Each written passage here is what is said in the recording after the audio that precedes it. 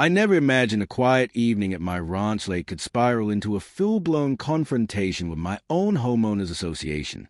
But that's exactly how it began. The sun was melting behind the hills, casting a golden glow across the water, when I noticed a notice pinned to the community board. Ranch Lake lot for sale by HOA. My stomach sank. That tiny, unassuming lot, the one that gave access to the lake, was suddenly up for grabs. My heart raced as visions of strangers strolling across my peace-filled sanctuary invaded my mind. The lake had been my refuge, my escape from the chaos of life. But now, in the cold bureaucratic eyes of the HOA, it was nothing more than a commodity.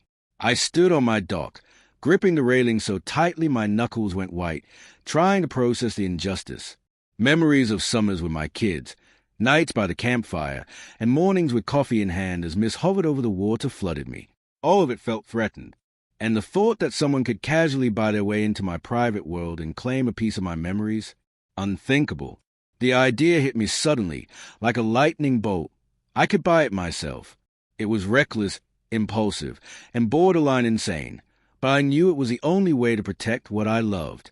My hand hovered over my phone as I searched for the listing. There it was, the lot number, the tiny plot of land the HOA claimed ownership of. And yes, the price was high, but I didn't hesitate. I was done negotiating.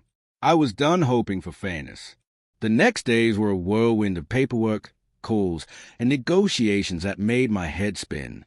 Every time I drove past the lake, I imagined the HOA approving someone else's offer, strangers' feet stirring up the sand where my children had played. That night, I couldn't sleep, my mind looping over scenarios of confrontation, the small victories I had yet to claim, and the possible backlash from the HOA.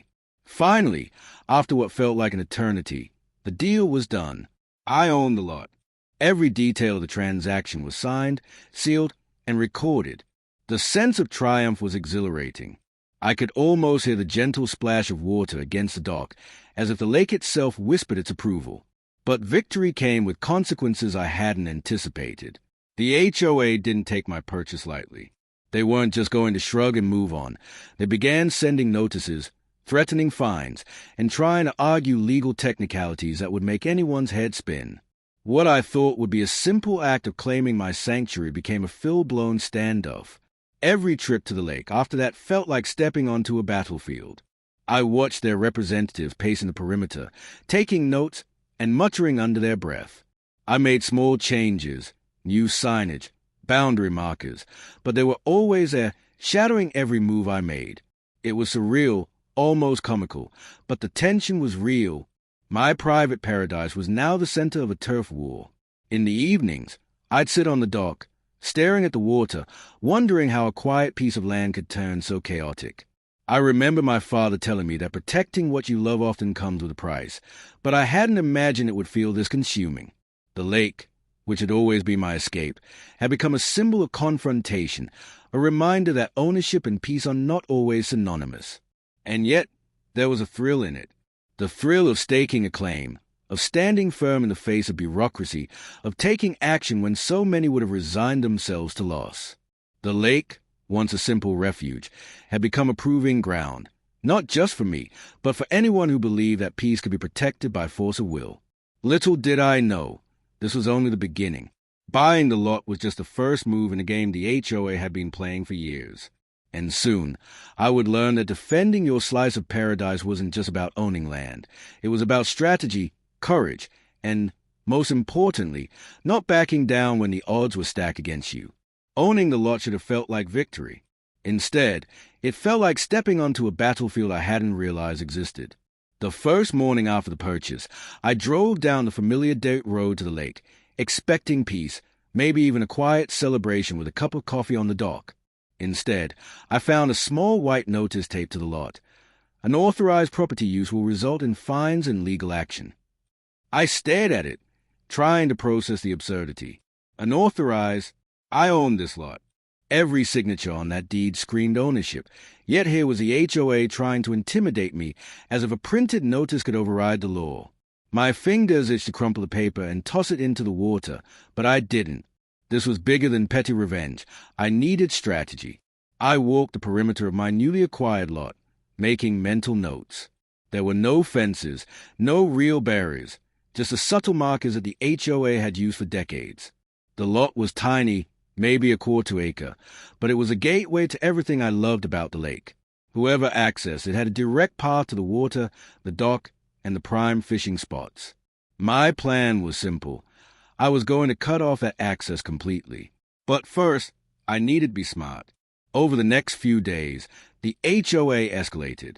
Emails, letters, even a formal request to meet.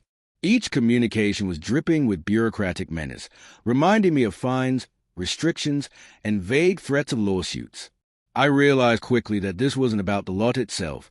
They wanted to assert control, to make it clear that no one could challenge their authority. And that was a trap I wasn't going to fall into. I decided on my approach, silence and action. I would let my ownership speak louder than their threats. Step 1. Secure the lot physically. I started by placing sturdy signs that clearly stated, private property, no trespassing. Next, I installed a simple wooden barrier at the main access point, enough to deter casual walkers. I didn't want confrontation. I wanted a line drawn in the sand. Almost immediately, neighbors began noticing. Some were supportive, sharing quiet smiles or nods as I worked. Others whispered, eyes filled with suspicion, wondering what I was up to. Word traveled fast in small communities, and soon the HOA representatives themselves came down in person. I watched them approach from the dock, a group of 3, clipboards in hand, expressions stiff with authority. "Good morning," I said, trying to keep my voice calm. "Welcome to my property." They didn't respond as I hoped. Instead, the oldest member, a man who seemed to relish confrontation, tapped his clipboard. "You realize you can't block access to the lake. That lot is governed by HOA rules. Legal action will follow if this barrier isn't removed." I smiled politely, though my blood was boiling. "I legally purchased the lot," I said evenly. "This is my property. If you'd like, I can show you the deed." Their faces tightened. They hadn't expected resistance. They hadn't expected ownership. I realized, then, that I had already won the first battle, not by moving walls or barriers, but by refusing to be intimidated. What followed was a tense standoff over the next few weeks. They sent letters demanding the barrier be removed, threatening fines that didn't exist, citing bylaws that were outdated or irrelevant. I countered every move with documentation, photos, and calm insistence. Each letter I sent back was carefully worded, each email a measured step in a chess game I had never anticipated playing when I first fell in love with the lake. Then came the neighbors. Some of them, loyal to the HOA, began testing the barrier, walking up to the lot and attempting to bypass it. I stood firm. I didn't call the cops immediately. Escalation wasn't my first choice, but I documented everything. Cameras discreetly installed, timestamps, and notes became my shield. Slowly, word spread that I wasn't backing down. Trespassing attempts dropped, but the tension in the air was palpable. One afternoon, as the sun burned low on the horizon, the HOA members themselves attempted to remove the barrier. I arrived just in time, stepping onto the lot with my phone recording. "Hands off," I said calmly, though my voice carried authority. They froze. Cameras rolling, signatures in hand, legal documents in my pocket. I was prepared for this moment. It was then that I realized this battle wasn't just about land. It was about control, pride, and the unspoken rules of the community. I had bought property, yes, but what I had inherited was a test of resolve. Every foot of space, every inch of dock, every quiet moment by the water became symbolic. The lake wasn't just a retreat anymore. It was a statement. Weeks passed, and the standoff escalated to the point of absurdity. HOA meetings included discussions about my lot. Neighbors whispered about the lake rebellion, and rumors began to swirl. I received anonymous notes slid under my door. "You'll regret this." Yet, amid the tension, I noticed something unexpected. Support grew quietly. Neighbors who had once accepted the HOA's unquestioned authority began to nod at me in passing, offer small smiles, even confide stories of their own frustrations with the system. I was no longer alone. But it wasn't over. One evening, as mist hovered above the lake, I found another notice pinned to the barrier. Access must be restored immediately or legal consequences will follow. The handwriting was stern, but the paper trembled slightly, as if the HOA themselves were beginning to doubt the strength of their position. I sat on the dock that night, staring at the water, reflecting on the absurdity of it all. I had purchased a lot, expecting peace. Instead, I had inherited a war. And yet, I couldn't deny a strange thrill. Each letter, each confrontation, each test of resolve confirmed that I was finally standing for something worth fighting for. The lake had always been a sanctuary, but now it was a battlefield, and I was determined to defend it. Little did I know, the next phase of this war would be unlike anything I had imagined. The HOA wasn't just going to threaten. They were going to escalate, testing boundaries I didn't know existed. And I would have to respond, not just as a property owner, but as someone unwilling to let bureaucracy and intimidation take away the place I loved most. By now, the small white notice threatening fines had evolved into full-blown letters from the HOA's legal counsel. Each envelope arrived with an official A, crisp and intimidating, stamped with deadlines and legal jargon that seemed designed to overwhelm. But I had learned quickly, these were words, not weapons. Owning the lot gave me leverage, and leverage meant strategy, not panic. I pored over the first letter with my laptop open on the kitchen table, highlighting phrases like, "You are in violation of HOA covenants, and legal action will be pursued." I could almost hear the attorney's voice dripping smug authority from the page. But I had documentation, purchase records, property deeds, and even a few photographs showing where the HOA's own jurisdiction technically ended. I spent hours crafting responses, careful not to sound aggressive but firm enough to assert my ownership. Despite my preparation, the tension began to creep into daily life. Neighbors whispered in passing, some offering veiled warnings. Be careful, they can make things difficult for you. Others, quietly supportive, would wave or stop by with coffee, sharing stories about past HOA overreach. Each interaction reminded me that this was more than a property dispute. It was a fight for control and respect, and the community had taken notice. One morning, I arrived at the lake to find a different sort of threat. The barrier I had installed was toppled over, lying in the grass like a broken toy. Footprints led away from it toward the water. Whoever had done it had clearly intended to send a message. Don't get too comfortable. My heart raced, but I didn't panic. I photographed everything, noting tire tracks and boot prints, sending the images to my attorney for records. That evening, I met with my attorney via video call. They can't just remove your property, I said, irritation lacing my voice. I own it. They can't trespass without consequence. Correct, she replied, leaning back in her chair. But be prepared, they'll push boundaries. HOAs love to test limits. Stay calm, document everything, and don't respond emotionally. We're building a paper trail that will protect you if they escalate. Her advice became my mantra. Calm, documented, strategic. Weeks passed, and the battles became almost ritualistic. Every few days, another letter, another attempt to remove the barrier, another subtle intimidation tactic. I learned the patterns. They always tested a lot at times when I wasn't there, hoping to catch me off guard. I adjusted, installing discrete cameras and motion sensors, creating a digital record of every interaction. The once serene lake became a quiet surveillance zone, the piece punctuated by alerts on my phone every time someone trespassed. Then came the community meeting, the one I had dreaded. The HOA scheduled it at the clubhouse, ostensibly to discuss routine matters, but I knew my lot would dominate the agenda. I walked in early, filing my own stack of documents on the table, copies of deeds, emails, photographs of trespassers, and my recorded communications. I wasn't here to negotiate. I was here to defend. When the meeting started, the room buzzed with tension. The HOA president, a man with an air of practiced authority, began the session. "We have pressing issues regarding lot access at Ranch Lake," he announced. Murmurs rippled through the room. My palm sweated slightly, but I stayed calm, letting him continue. "You've erected barriers, obstructed HOA access, and violated community covenants," he continued, glaring in my direction. "This is unacceptable. Immediate corrective measures are required." I waited for my turn. When I spoke, I did so with deliberate calm. I legally purchased this lot. I had the deed, and I followed all legal procedures. Any barrier I installed was on my property to protect access I now own. Trespassing has occurred, and I have documentation. A collective gasp spread across the room. Some neighbors looked impressed, others skeptical. The president's face hardened. That may be true in paperwork, but community rules are binding, he said, voice tight with authority.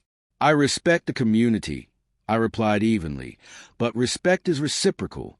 You cannot intimidate, trespass, or threaten me. My ownership is lawful. I am open to discussion about cooperative solutions, but I will not relinquish my rights. The room fell silent. I could feel the weight of every gaze. In that moment, I realized I wasn't just defending a piece of land. I was defending principles, fairness, justice, and the right to enjoy what I had legally acquired. After the meeting, things shifted slightly. The HOA still sent letters and attempted small acts of intimidation, but I noticed subtle changes. Neighbors who had whispered warnings now approached me with cautious encouragement. I realized my stance had inspired some, shaken others, and forced the HOA to reconsider their tactics. But the battle wasn't over. One night, I arrived at the lake to find the waterline disturbed in a way that made my stomach churn. Someone had dragged a small boat across the lot, leaving marks in the dirt and mud. They hadn't touched the barrier this time. They were testing another route, probing weaknesses. My cameras caught it all. I reviewed the footage, silhouettes, shadows, movement under the dim glow of a nearby streetlight. I knew then that the HOA was willing to escalate beyond letters and meetings. They were testing both boundaries and patience. And while I could document and respond, the emotional toll was real. Nights became restless, the lake no longer just a sanctuary but a chessboard. I began sleeping in shifts, checking cameras, ensuring that my sanctuary wasn't violated while I slept. At the same time, I became obsessed with understanding the HOA's tactics. I researched bylaws, historical disputes, and past lawsuits. I learned how these organizations operated, how they used community pressure to control behavior, and how often intimidation masked legal weakness. It was exhausting work, but knowledge became my armor. One particularly tense morning, a letter arrived that nearly made me laugh out loud. It was a formal notice, complete with citations and threats, demanding removal of all obstruction from the lot and warning of further legal consequences. I held the letter up to the camera for documentation, then carefully placed it in my file. This time, I didn't reply immediately. I let it sit, knowing that reaction could be leveraged. I had learned that patience and strategy mattered more than immediate retaliation. Yet, despite the tension, there was a strange sense of empowerment. Every letter, trespass, and attempt to undermine my ownership became evidence not just of their aggression, but of my resilience. Each challenge reinforced the principle I was defending, that ownership is more than a legal concept. It's a right to protect and enjoy what you love. By the end of the month, the HOA had realized that direct confrontation wasn't working. Their letters became more cautious, their tactics less brazen. I could feel the subtle shift, the acknowledgement that I wasn't going to back down. And while the battle was far from over, I had claimed the first real victory, not through violence or anger, but through persistence, preparation, and an unwavering belief in my right to defend the lake. I stood on the dock that evening, the sun setting over the still water. The lake reflected the sky's fiery oranges and reds, peaceful yet deceptively fragile. I had won today, but the war continued. The HOA was not finished, and I knew they would escalate in new ways. But for the first time, I felt confident. I had taken a stand, and that stand was unshakable. And deep down, I realized this. Once the line was drawn, there was no turning back.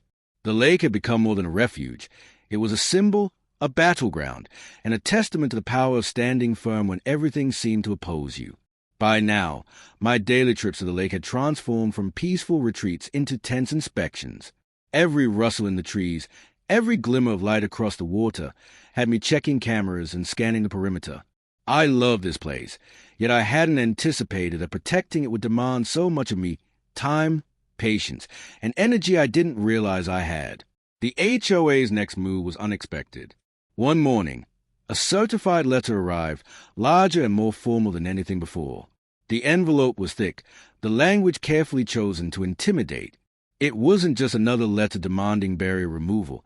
It was a warning that they intended to involve law enforcement if I did not comply. They claimed my obstruction violated community access rights and threatened to escalate the matter to the local sheriff. I stared at the envelope, heart pounding. Law enforcement? Really? I had purchased this lot legally. I had documentation, deeds, and a full trail of evidence showing trespass, intimidation, and harassment from the HOA. I felt a mix of disbelief and resolve. They were stepping into dangerous territory. I called my attorney immediately. They are talking about bringing law enforcement. I said, pacing the living room. Can they really do that? They can try, she said firmly. But if you are within your legal rights, the law is on your side. Do not engage emotionally. Document everything. Let them make the move. They'll lose if they overstep. Her words were reassuring, but I couldn't shake the sinking feeling that this was about to get much more personal. That afternoon, I drove to the lake to check the cameras and the barrier. As I approached, I noticed something unusual: tire tracks leading up to the lot. Not just any tracks. They were deep, deliberate, as if someone had intended to intimidate by their size and proximity to the property. I felt a chill run down my spine. It was clear now that the HOA wasn't just sending letters. They were testing limits, pushing me toward a reaction. The neighborhood had begun to notice unusual activity too. A few neighbors mentioned seeing strange vehicles parked near the lake late at night, shadows moving in ways that didn't belong. I realized this wasn't just about property. It had become a psychological battle. Determined not to be intimidated, I spent the evening reviewing footage from the cameras I had installed. Sure enough, I caught movement just past sundown, silhouettes of people lingering near the lot, measuring, pacing, and even attempting to lift the barrier. The precision of their movement suggested more than casual curiosity. It was a coordinated effort to test my limits and perhaps provoke a mistake. I reported everything to my attorney and began preparing for the worst. It was time to take more formal action. Security measures, legal filings, and formal notifications to the sheriff's office, preemptively documenting that my property was being threatened and that any trespass would be met with lawful consequences. I didn't want a confrontation, but I wouldn't cede ground either. The next day, the HOA tried a new tactic, a surprise meeting at the lake itself. A group of their representatives, armed with clipboards and an air of authority, arrived at the entrance to my lot, expecting compliance. I met them head-on, calm but firm. "This is private property," I said. "You are trespassing. Please leave immediately." Their response was almost theatrical. "We are here to ensure the community has access," the oldest member said, gesturing broadly toward the water. "You cannot block public access to the lake." "I legally purchased this lot," I replied evenly, "and I have documentation. I have asked you to leave. Any further trespass will be reported." A tense silence hung over the scene. I could see hesitation on their faces, the realization that I wasn't going to back down. They muttered among themselves, eventually retreating, but I knew this was far from over. The HOA had learned something crucial. I wasn't intimidated, and I wasn't naive. That evening, I sat on the dock, reflecting on the escalation. The lake that had once been a place of peace now felt like a war zone. Yet, amid the tension, there was a strange satisfaction. I was standing up for what was mine, and in doing so, I had earned respect, even if begrudging, from some neighbors. It was a fight for ownership, yes, but also for principle. As the days passed, the HOA tried other subtle provocations. Notices appeared at the lot claiming minor violations, overgrown grass, improperly placed signage, even allegations of disturbing the peace. Each was carefully documented and addressed with professional responses, yet the underlying message was clear. They were testing my patience, hoping I would slip up. Then came the most audacious move yet. One afternoon, I arrived at the lake to find that a small section of the shoreline near my lot had been cleared, with stakes marking an area that they implied belonged to the HOA. It was a silent threat, a demonstration of capability. Someone had physically altered the property adjacent to mine, sending a clear message: we can and will interfere. I took a deep breath and documented everything. Footage, photographs, measurements. I sent it all to my attorney with notes. She responded swiftly: "This is overreach. Prepare a formal complaint." They are escalating, which actually strengthens your position legally. Remain calm and respond officially. Don't engage in direct confrontation. It was exhausting. Every day became a balance of vigilance, legal planning, and emotional control. Yet I couldn't ignore the growing sense of empowerment. I had learned to navigate a web of bureaucracy, intimidation, and small-scale sabotage. Each challenge had forced me to sharpen my strategy and rely on more than brute force. I had to be smart, methodical, and unwavering. Late one night, as fog rolled over the lake, I reflected on how much had changed in just a few months. The water, once a source of peace, had become a symbol of resilience. Every ripple mirrored the tension that ran through my life, some calm, some chaotic, all shaped by the confrontation over something I had thought would be simple. And yet, despite everything, I felt ready. The stakes had never been higher, but neither had my resolve. The lake was mine, legally and morally, and I had learned how to defend it. The HOA could try anything: letters, meetings, legal threats, or even intimidation, but they had awakened something in me I didn't know existed: the ability to fight with intelligence, persistence, and unwavering principle. I knew, however, that this war wasn't over. The HOA had been pushed back, but they were resourceful and persistent. Next steps could involve lawyers, law enforcement, and potentially public pressure campaigns. And I would have to be prepared for anything, because once a line was drawn, neither side would easily retreat. That night, as I sat on the dock staring at the mist curling over the lake, I realized a truth I hadn't expected. This fight was bigger than me. It was about ownership, but also about integrity, courage, and standing firm when faced with relentless opposition. The lake was no longer just a place to fish or relax. It was a battleground where principles were tested and strength was measured not just by muscle, but by conviction. I sipped my coffee slowly, letting the fog wrap around me. I had survived the first major escalation. I had documented every threat, counted every move, and maintained my composure. The HOA had pushed, but I had held firm. And as dawn broke, painting the lake with pink and gold, I knew one thing for certain. I wasn't going anywhere. The war had only just begun. The tension that had been simmering for months finally erupted one late summer evening. I was at the lake, walking along the shoreline, the sun setting behind the hills and casting long shadows across the water. The tranquility I had once cherished had been replaced by a constant, underlying anxiety. Every footstep, every sound of movement beyond the lot felt like a potential threat. And that night, I was about to face the most audacious challenge yet. I noticed headlights flickering through the trees on the far edge of the lot. At first, I thought it was a neighbor, but as the vehicles approached, my stomach sank.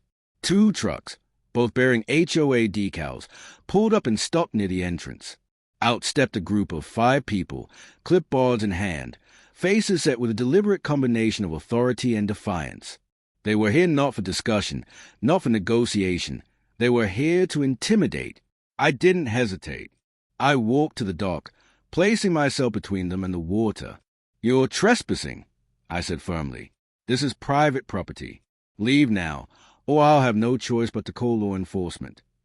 One of them, a middle-aged man with a sharp, calculating glare, stepped forward. "We're here to assert HOA rights," he said, his voice smooth but edged with menace. "You've blocked access, and that's unacceptable. We're documenting your violation as we speak." I shook my head, keeping my tone calm but unwavering. "I legally purchased this lot. I followed every law, every procedure. You have no right to be here, and your actions are trespassing." They paused, a tense silence settling over the lot. Then, one of them stepped closer to the barrier, attempting to lift it. I didn't flinch. Cameras were recording, every movement documented. "Hands off," I said, voice firm. "Step back, or I will call the sheriff." At that, another member reached for their phone, presumably to call for backup. But I wasn't going to wait. I had anticipated this moment. I pulled out my own phone and dialed, reporting the trespass and situation in real time. The sound of my voice, calm but authoritative, seemed to unnerve them. Their confidence wavered as I continued to speak to the dispatcher, explaining the legal ownership and the ongoing harassment. The minutes dragged.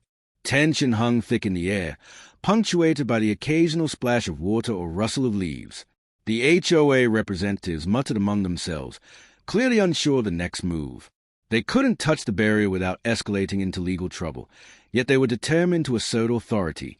Finally, after what felt like an eternity, they backed down. One of them muttered under their breath, and they retreated to their trucks, engines roaring as they drove off into the fading light. I let out a long breath I hadn't realized I was holding. Victory felt hollow. This confrontation had been intense, but I knew it was far from the last. Over the next week, the tension didn't ease. The HOA ramped up letters and legal notices, now claiming new violations, improper maintenance, signage, even supposed environmental hazards. Each letter was more absurd than the last, but I meticulously documented every claim, photographing the lot, measuring distances, and keeping a detailed record of all interactions. My attorney advised responding with professionalism, never emotion, and always backing claims with concrete evidence. Neighbors began taking notice. Some approached me cautiously, offering quiet words of support. Others, loyal to the HOA, whispered their disapproval, warning that this was just the beginning. I realized that this standoff had become a spectacle, a test not just of law and property rights, but of reputation and influence in the community. Every move I made was observed, analyzed, and judged. Then came the unexpected twist. One afternoon, I received a call from a local reporter who had caught wind of the dispute. They wanted to cover the story, framing it as a classic resident versus HOA saga. Initially, I hesitated. Attention wasn't what I sought, but I quickly realized the potential power of public support. Carefully, I agreed to a brief interview, explaining the situation factually, emphasizing my legal ownership, and highlighting the harassment and intimidation I had endured. The article ran a few days later, and the response was immediate. Emails, calls, and messages poured in from neighbors and even strangers who had faced similar HOA issues. Many offered support, advice, or just solidarity. I realized the battle had grown beyond just a lot. It had become a symbol of standing up for one's rights, resisting bureaucracy, and refusing to be bullied. The next confrontation, however, proved that the HOA wasn't done. One early morning, I arrived at the lake to find that the small dirt path leading to the lot had been deliberately blocked with logs and debris. It was a physical escalation, a clear message that they wanted to restrict access completely. My blood boiled, not at the act itself, but at the audacity. I removed the obstacles, documenting everything, and sent photos to my attorney. She advised filing a formal complaint with local authorities for attempted obstruction of property access. This was more than a threat now. It was a tangible interference with my legally owned property. I realized that patience and documentation had become my most powerful tools. The days that followed were filled with legal maneuvering. I filed complaints, responded to letters, and maintained constant vigilance at the lake. Each step was exhausting, mentally and physically, but I refused to yield.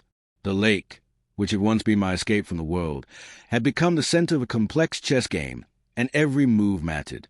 Late one night, as I sat on the dock reflecting on the escalation, I realized just how much had changed. The lake was no longer just a refuge. It had become a battleground for law, community, and principle. Every sunrise and sunset carried tension. Every sound in the trees felt like a potential threat. Yet, amid the chaos, I felt a strange pride. I was defending not just a plot of land, but the idea that standing firm against unfair authority mattered. And then, unexpectedly, a small breakthrough occurred. One of the HOA members, seemingly sympathetic but cautious, approached me quietly during a routine check of the lot. "I just want you to know," they said, glancing around nervously, "not everyone here agrees with how this is being handled." That small acknowledgement felt monumental. It was proof that persistence, documentation, and calm resistance could sway even the staunchest opposition. By the end of the month, the standoff had reached a fragile equilibrium. The HOA had backed off slightly, likely realizing that legal escalation or physical interference would not only fail but could backfire publicly. I continued to maintain the lot, document every interaction, and assert my rights without anger, relying on strategy over emotion. Sitting on the dock one evening, I looked across the water, reflecting on the journey so far. The conflict had transformed me. The lake had been a place of peace, then a battleground, and now it symbolized resilience, patience, and determination. I realized that while the war with the HOA was far from over, I had grown stronger, smarter, and more resolute. The next steps were unclear. The HOA could still escalate in unpredictable ways, legal challenges, public pressure, or even more direct interference. But I was ready. I had learned to anticipate, to document, and to respond strategically. I wasn't just protecting land. I was defending a principle that fairness and law matter, and intimidation would not prevail. As the sun dipped below the horizon, painting the lake in shades of gold and red, I made a silent vow. No matter what came next, I would not back down. The lake was mine, legally and morally, and I would fight to preserve it. The battle had peaked, but the war was far from over. And I knew, deep down, that whatever came next would test every ounce of courage and strategy one had gained through months of relentless confrontation. The weeks following the peak confrontation felt like walking a tightrope. Every day, I checked the cameras, inspected the lot, and read through every letter the HOA sent. Yet something had shifted. The intensity of their interference had lessened. Perhaps it was the legal complaints, the public attention, or the realization that I would not back down, but the constant pressure had eased. I could finally breathe, though cautiously. Sitting on the dock that morning, watching the sun rise over the lake, I felt a deep sense of satisfaction. The water glistened like glass, untouched by the conflict that had consumed months of my life. Birds chirped, and a gentle wind rustled the trees along the shoreline. It was almost as if the lake itself was acknowledging the victory, offering its quiet approval.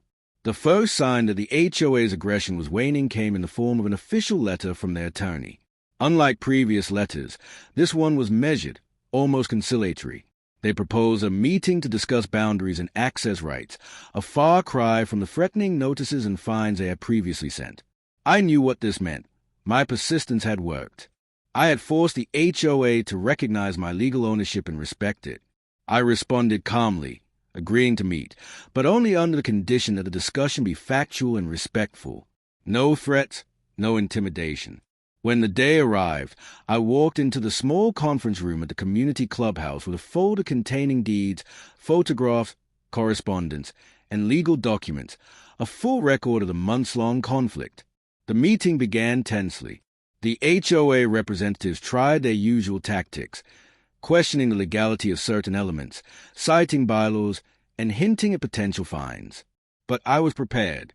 I presented every piece of evidence systematically, responding to each claim with precision and clarity. I could see frustration growing on their faces as their arguments failed against documentation and legal fact. Finally, after hours of discussion, one of their senior members sighed and said, "We see that you have acted within your rights. We will respect your ownership and access. The matter is closed, provided no further disputes arise." It wasn't dramatic. No fists were raised. No shouting occurred. But to me, it was a victory more satisfying than any physical confrontation could have been. I had endured months of stress, intimidation, and uncertainty, and now I had won, not through aggression, but through persistence, preparation, and a calm refusal to be bullied. Returning to the lake that afternoon, the relief was palpable.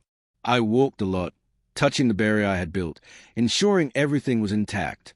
The water sparkled in the sunlight, the fish leapt from the surface, and the trees swayed gently in the breeze. For the first time in months, I could simply enjoy the lake without anxiety gnawing at the edges of my mind. Over the next few days, word spread through the community that the standoff had concluded. Neighbors who had supported me quietly expressed congratulations, while others, once skeptical, now nodded with respect. The lake, once a source of contention, had become a symbol in the neighborhood of standing firm for one's rights and the power of lawful perseverance. But the experience left me changed. I realized that the months of conflict had taught lessons I could never have learned otherwise. I had developed patience under pressure, the ability to think strategically, and the confidence to assert my rights even against overwhelming opposition. The lake had been a battleground, but it had also been a teacher. I took time that evening to sit on the dock, reflecting on the journey. My children joined me, laughing as they skipped stones across the water. Their joy reminded me why I had fought so hard. This wasn't just about land or property. It was about preserving a place of memories, freedom, and connection for myself and my family. That truth had guided every action I had taken, and it was ultimately what had led to my victory. Looking back, I could see the arc of the conflict with clarity. What had begun as a simple discovery, the HOA listing the lot for sale, had escalated into a complex, stressful, and deeply personal battle. Yet every challenge, every letter, every confrontation had strengthened my resolve. I had learned not to be intimidated by authority, to document meticulously, and to respond with measured action rather than emotion. And perhaps most importantly, I had discovered the value of standing firm. Too often, people give in to bureaucracy, intimidation, or social pressure, assuming they cannot win. I had learned that persistence, preparation, and adherence to principle could overcome even entrenched opposition. The lake had taught me that courage wasn't the absence of fear. It was a decision to act in spite of it. In the weeks that followed, life gradually returned to a sense of normalcy. The lake once again became a sanctuary rather than a battlefield. I spent mornings fishing, afternoons reading by the water, and evenings watching sunsets with my family. The barrier remained, not as a symbol of conflict, but as a reminder of the journey we had endured to protect what was ours. I also made a conscious effort to strengthen connections with my neighbors. I realized that community didn't have to be adversarial. Many had watched the standoff unfold, and some had quietly supported me, while others had learned from the example of standing up to unfair authority. Conversations became easier, tensions eased, and the HOA itself seemed to shift toward a more cooperative approach, at least regarding my lot. The lake, which had once been threatened, now felt more alive than ever. Every ripple of water, every bird in the sky, every breeze through the trees reminded me that some things were worth fighting for, and that standing firm, even in the face of intimidation, could protect those precious moments. As the months passed, I occasionally reflected on the absurdity of the ordeal. I had gone from a peaceful owner to a vigilant defender, navigating letters, threats, trespasses, and community politics. Yet through it all, I had emerged not only victorious, but stronger, wiser, and more deeply connected to the land I loved. One quiet evening, sitting on the dock with a steaming cup of coffee in hand, I gazed across the water. The reflection of the sunset painted the lake in shades of gold and pink. I realized that this battle had been about more than property. It had been about asserting dignity, defending principle, and cherishing the spaces that give life meaning. I had learned that peace is not merely the absence of conflict, but the presence of strength, preparation, and resolve. I smiled, listening to the gentle lapping of the water against the shore. The lake was mine, fully and completely, and it would remain so, not because I had forced it, but because I had been willing to stand firm, act strategically, and never waver when it mattered most. And in that moment, I understood something profound. The true value of the lake was not just in ownership or access, but in the journey it had forced me to take, to defend what I loved, to face opposition, and to emerge stronger, more confident, and deeply connected to the land, the water, and the memories it held. The battle was over. The lake was safe. And for the first time in months, I felt the pure, unburdened joy of simply being there, on my land, on my terms, at peace with the water, the trees, and the life I had fought so hard to protect.